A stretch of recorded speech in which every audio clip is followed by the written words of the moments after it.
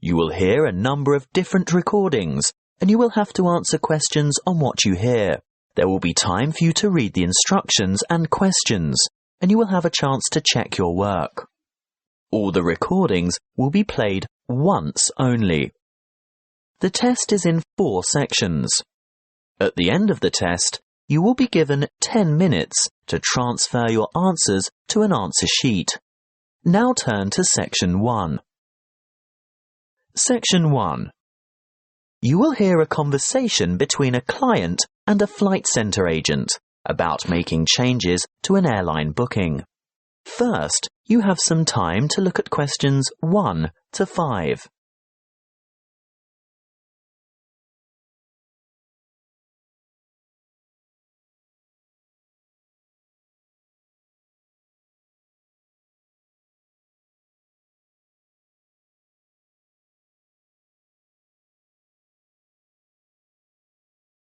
You will see that there is an example that has been done for you.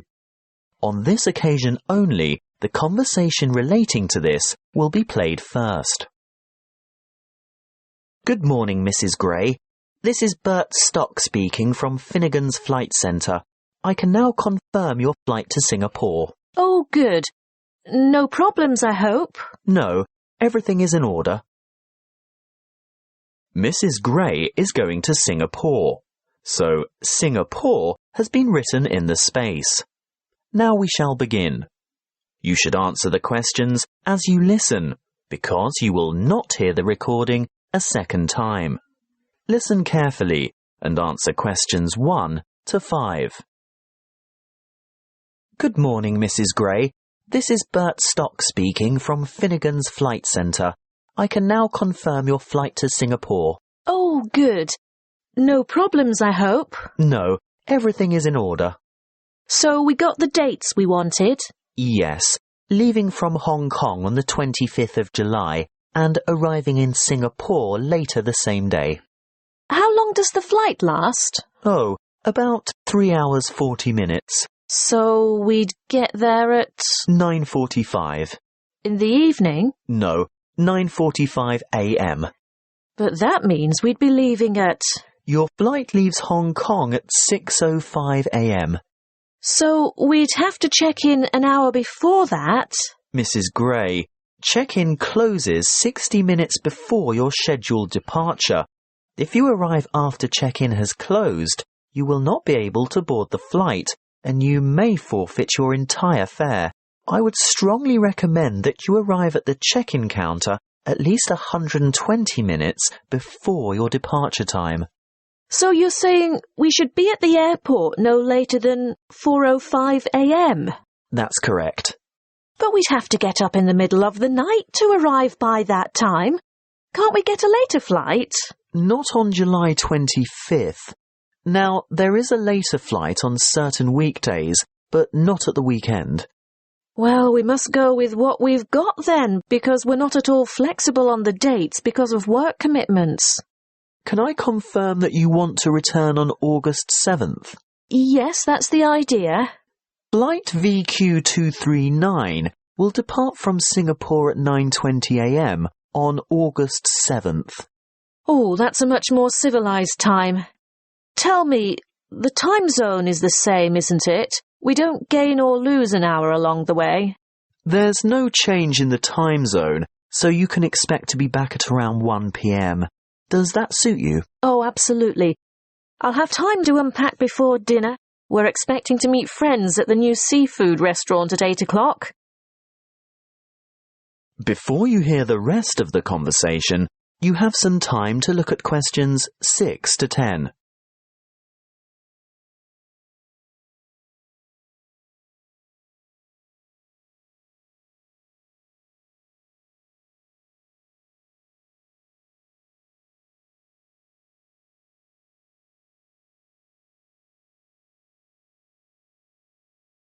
Now listen and answer questions 6 to 10.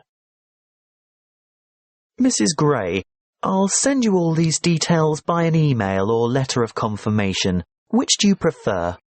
Well, email is faster, but we've been having difficulties with our internet connection. So, if you could post it out, I'd appreciate that. Now, just one or two other things to check before final confirmation. You're booked on a Lifelight ticket. What does that mean exactly? Well, you'll only have carry-on baggage. Is that right? Oh, yes, that was the original idea. It's so much quicker not having to wait around at the luggage carousel, but... Yes? Can you remind me of the allowance again? With a Lifelight ticket, you're allowed 10 kilos of hand baggage. I'm not sure that's such a good idea now. Oh? Well, apparently we're going to have to attend quite a few formal functions while we're away, so I think I'm going to need a real suitcase to fit the extra clothes and shoes in. Well, that's not a problem. I can upgrade you to the next level and change your ticket to Easy Flight. There will be an extra charge, of course. How much? $30 per checked-in item of luggage, weighing no more than 22 kilos per item. Well, we'll probably manage with just a single suitcase between the two of us. Is it possible to do it like that? Yes, of course. You can take the Easy Flight option, and your husband can stay with the Light Flight ticket. Great. I'll give you your reservation number now, so if you need to make any further changes or inquiries, you can just quote this reference, okay? Yes, I have a pen and paper. What is it? L4G BWF. L4G BUF? WF. Thanks, I've got it now. At this point, I can actually book your seat numbers. Do you have any preference? Window or aisle? Oh, not by the window, Bert. You see, I'm quite a nervous flyer, and I don't like looking out. What's more, my husband likes a bit of room to stretch his legs. Aisle would be good. Great. That's sorted then. As I said, I'll send you the details, and if you need to talk to the agency again, just quote that reference number I gave you. Thanks so much. Bye.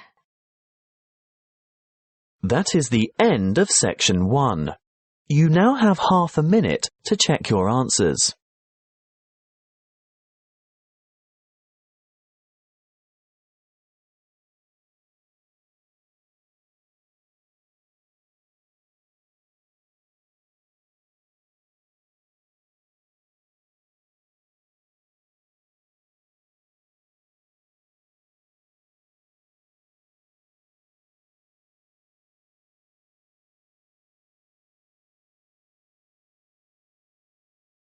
Now turn to Section 2. Section 2. You will hear the Public Relations Officer from the Council reviewing events that were hosted by the town in the previous year. First, you have some time to look at questions 11 to 16.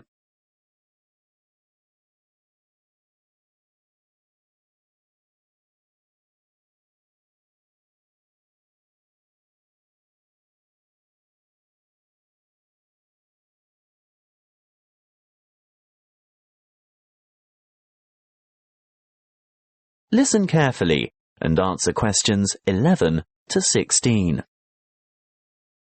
Kingstown has been a busy town this year, with some high-profile and new events happening in and around the area.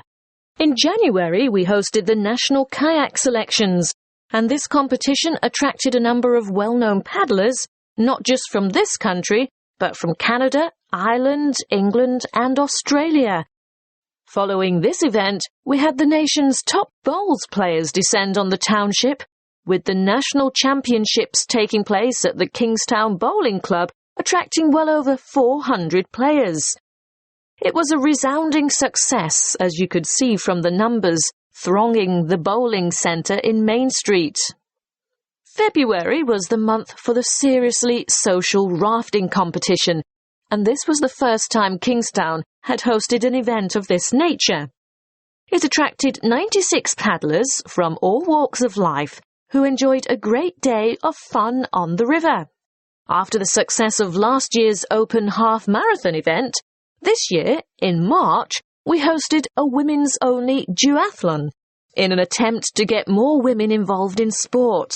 The starting point was at the Kingstown pool, but an extremely chilly evening saw a huge reduction in the numbers we were expecting.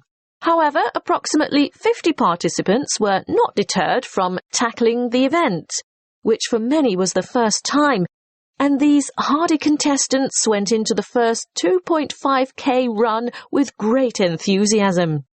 The cycle leg was extremely challenging because it was into a headwind all the way, and the last 5k run was no easier. At this point, I must thank all the volunteers who took time out to help make this event successful, especially the road marshals who did an excellent job. We must also thank the Kingstown Creative Pursuits Society for hosting the wonderful Autumn Festival. The women involved put on a magnificent demonstration of traditional and present-day craft work, ranging from ancient weaving techniques to modern pottery designs and sculpture. These ladies are highly skilled, and they got a good turnout on the day, which, by the way, they are thinking of making a biannual event. So we might have a spring festival on its way. Winter brought with it the annual Kingstown Youth Tournament, which was a huge success, with the allocated team slots filling up fast. Teams consisted of approximately 15 youths, ranging in age from 8 to 18. The teams spent the day on the fields of Prince Park, playing a round-robin touch tournament system. The event, which drew large crowds of the public who cheered and gave lots of support and encouragement for the teams, showcased some outstanding youth talent. Before you hear the rest of the talk, you have some time to look at questions 17 to 20.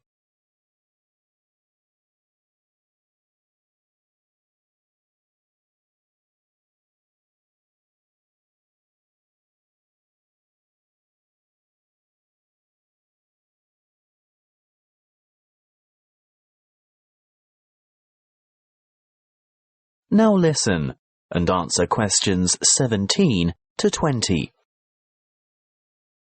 Now, what's coming up for the school holidays? Well, the town council has several plans lined up to keep the kids busy. Let's get straight into it. Programme 1, which will take place around the Prince Park area, has a sports agenda and will have participants engaged in a variety of sporting activities such as tennis, athletics, football and swimming. Programme 2 is for the somewhat less active and more creative children. They will do most of their activities in and around the Lord Hall area. These will consist of cooking, craft, dance and hairstyling. You'd be surprised at the number of children who leap at the chance to learn to cook, not to mention the other activities. The hall will be positively buzzing, I can tell you. This is a great chance for your children to learn a new skill or brush up on one that they're already crazy about. Programme 3 is for the more adventurous children. Because of this, we do insist on a minimum age limit of 11 years old. The Duke Recreational Area has been set aside for this programme. Expect your youngsters to learn a lot about leadership and teamwork as they accomplish some of their missions. They'll engage in activities such as skateboarding, rafting, orienteering, mountain biking and trekking. Well, thank you for your attention. If you have any questions, please feel free to ask. That is the end of section 2. You now have half a minute to check your answers.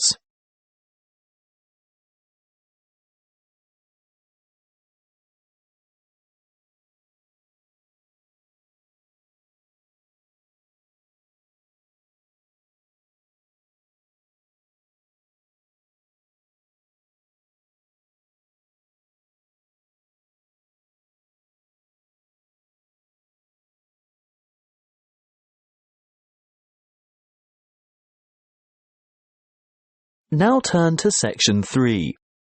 Section 3. You will hear a conversation between a tutor and two students in the Political Studies Department of a New Zealand tertiary institution. First, you have some time to look at questions 21 to 25.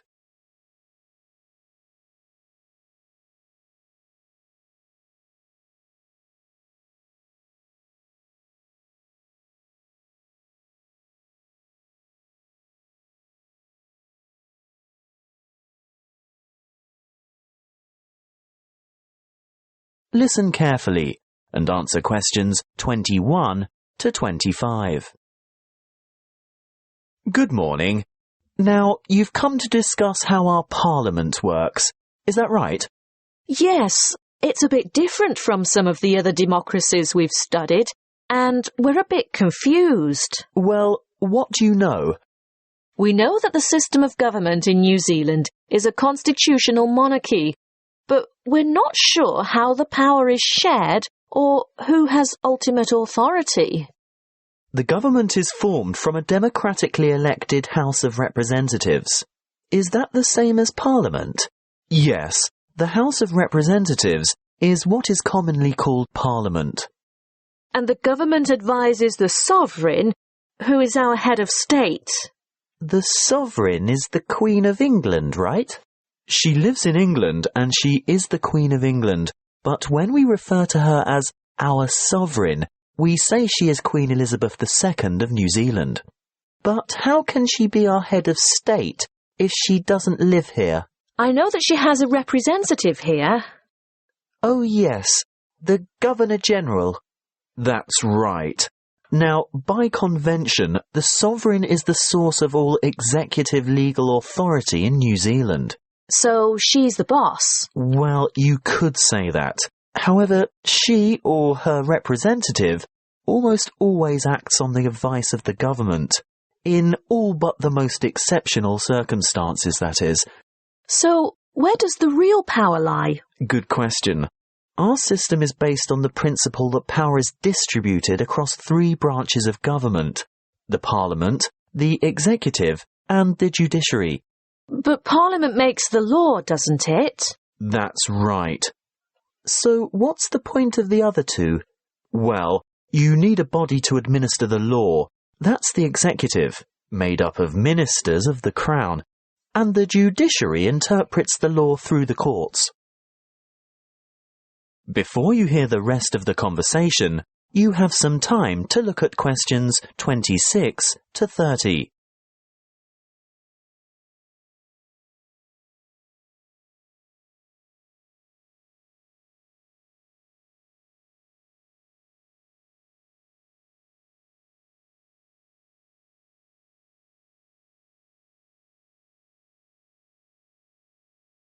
Now listen and answer questions 26 to 30. When I'm watching American legal programs on TV, I always hear people talking about the Constitution and how something is unconstitutional. What exactly is a constitution? It's a document outlining the basic laws or principles by which a country is governed. Do we have one? No. This would actually make a good topic for next semester's debate. There's quite a bit of controversy over that particular issue. New Zealand has no single written constitution or any form of law that is higher than the laws passed in Parliament. OK, I think I've got that. The rules about how our system of government works are all contained in the laws that have been passed by Parliament? Those laws are called Acts of Parliament. But there are also other documents issued under the authority of the Queen and some relevant UK Acts of Parliament. Really? But it's all written down, right? Not exactly. There are several unwritten constitutional conventions as well. I can see why this would make a good topic for debate. Altogether, though, our system is quite simple because our Parliament is unicameral. What does that mean? It means there is just one chamber, the House of Representatives, and there is no upper house. I see. By upper house you mean a second house, like a Senate? In the American model, yes, but the British have a House of Lords as their upper house, don't they? Yes, But the Lords don't have to be elected. But we have elections every 3 years to elect our people's representatives. Yes, and the electoral system is called proportional representation. A lot of democracies have quite different voting systems. Why is ours called MMP? That stands for Mixed Member Proportional Representation. So that's why each elector has 2 votes? Exactly. One for a local Member of Parliament for the particular electoral district you live in, and one for a preferred political party. So that's where the proportional part of it comes in. Political parties are represented in Parliament in proportion to the share of votes each party has won in the party vote in the general election. Any more questions? No, not at this stage. Thank you for your time today. Okay. See you in class tomorrow. Bye. That is the end of section 3. You now have half a minute to check your answers.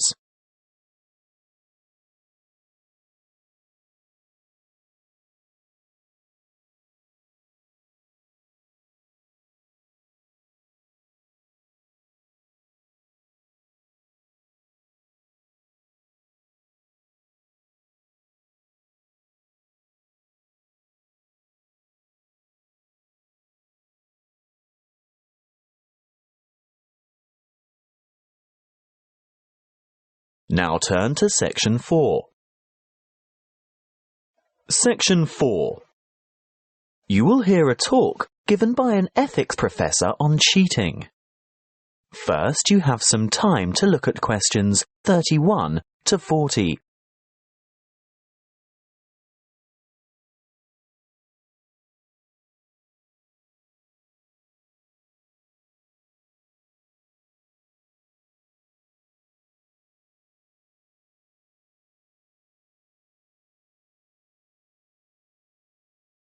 Listen carefully and answer questions 31 to 40. First of all, I would like to thank you for enrolling in this optional ethics course. For some time now, I've been pushing to have it made compulsory for all first-year university students, and you'll soon see why. Today's topic is cheating. For as long as there have been tests, assignments and examinations, there has been cheating of some form or another. How do we define cheating? Well, quite simply, some say it's a violation of the regulations. But what is that set of laws? Who composed them? And are they reasonable? Interestingly, a survey of Year 7 to 12 students last year showed that over a third of them cheated by cell phone during a test. Some by texting answers, and a much smaller percentage by searching the internet. Over half, yes, over half of the survey's participants admitted to cheating of some kind. But, and this is the thing, many of the students didn't even acknowledge web-based cheating as cheating at all. Most thought that phone cheating or downloading a paper off the net was nothing other than a minor offence. So what's the implication? If it's not a serious offence, is it acceptable? We live in a digital age where learning is all about sharing information. And, let's face it, students today have seen so many instances of music, videos, images and text copied online without rightful recognition given as to their origin that I'm not sure whether you even fully understand the concept of plagiarism. But we can't blame the digital age alone. I know that ours is a high-stakes education system. By that I mean there is a great deal to be won or lost by a good or bad grade. If we scrutinise the system, we may well affirm that cheating isn't really dishonest. It's merely a survival skill. For many teachers and students, it's the product that counts, not the process. By process, I mean the way it is produced. You see, when learning becomes nothing more than information sharing, knowledge or data aren't figured out and understood. They're just retrieved and passed on. How much is actually absorbed? When we discuss cheating, we must look at the educational environment as well as the morality, or lack of it. Researchers have found that environments conducive to cheating are those where the focus is wrong. Sometimes instructors have no meaningful relationship with their students, perhaps due to overcrowded classrooms and lecture halls or individual personalities. Secondly, students who cheat are most often the ones who think the task is pointless or the amount of work is overwhelming. If the classroom is a place where learning is genuinely engaging and the emphasis is on openly exploring ideas, there would be no necessity for cheating. A third, and very important point, is that grades and marks matter more to some students than what they're doing. And lastly, achievement is taken to mean outperforming others, and these competitive practices encourage cheating. Anyway, I fail to see the value in working alone and cramming information into short-term memory. Real collaboration and cooperation puts the focus on thinking rather than on memorizing. I have to say that it's the actions of teachers, classroom organization and cultural background that have as much to do with cheating as individual student behavior. Of course, some students cheat by plagiarizing or copying because they simply don't understand the material, nor do they have any confidence in their writing skills. But I think the majority of students end up plagiarizing because they just don't know how to cite sources correctly, or how to sum up others' ideas in their own words. These reasons have remained the same for centuries. It's really just that the digital age has made it easier. But remember, teachers use technology to spot plagiarism too, so it's also very much easier for them. First-year students should have to complete a compulsory writing skills course, where the rudiments of proper referencing and summarizing are taught. I also think it's a big mistake if ethics is not a first-year requirement as well. In this university, I think it's only the computing department that insists all its students complete a paper in ethics. Learning and education is not just about cramming facts or increasing your knowledge base. It's about intellectual integrity and honesty and rising to meet higher ethical standards. Now, this may necessitate a change in pedagogy and educational philosophy, but most importantly, it will involve a challenge to engage students in discussion on morals and academic morality. That is the end of section 4. You now have half a minute to check your answers.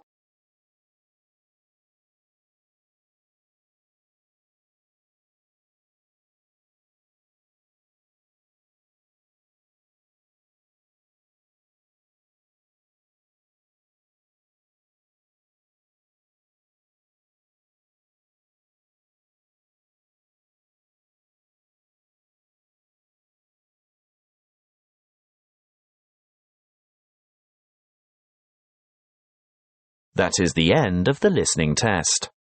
You now have 10 minutes to transfer your answers to the listening answer sheet.